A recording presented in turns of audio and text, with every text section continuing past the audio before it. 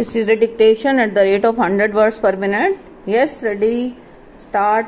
I am happy to be present here today, not only because the subject with which you deal is important, but also to pay a tribute to the work done by Indian engineers.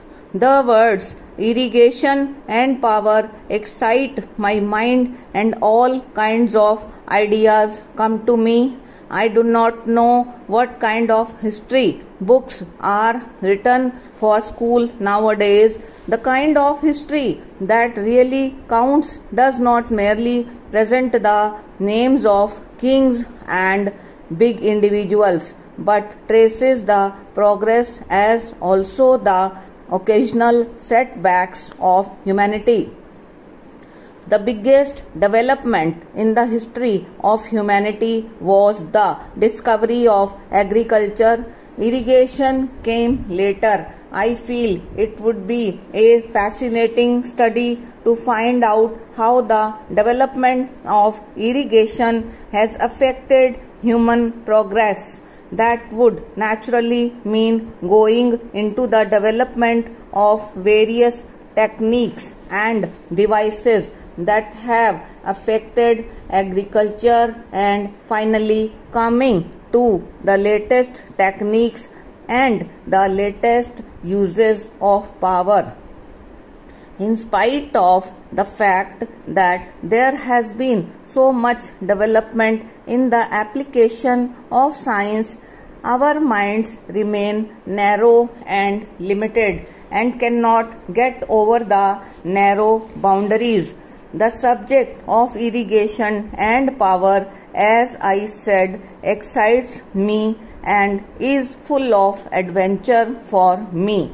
When I look at the map of India in my office, it stares me in the face.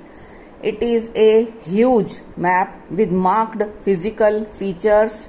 That mighty chain of mountains in the north and northeast, called the Himalayas, is given a particular color.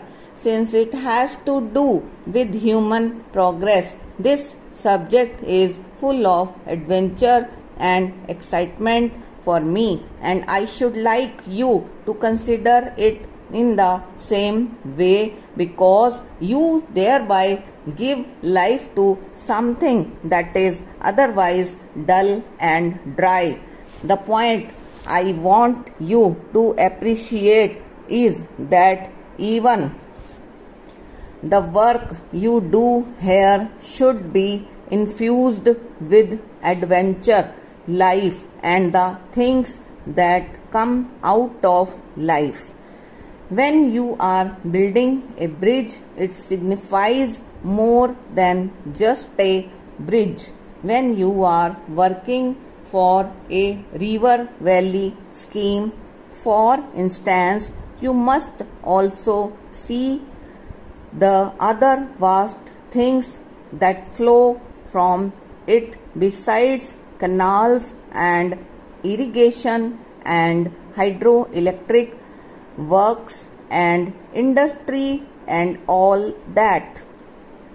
There is something even more important than these, and that is the progress of humanity in a particular direction. If your imagination is fired by an idea or a problem, then the work that you do will be vital, whether you do it as a chief engineer or a small engineer, a mechanic, or even as an unskilled laborer.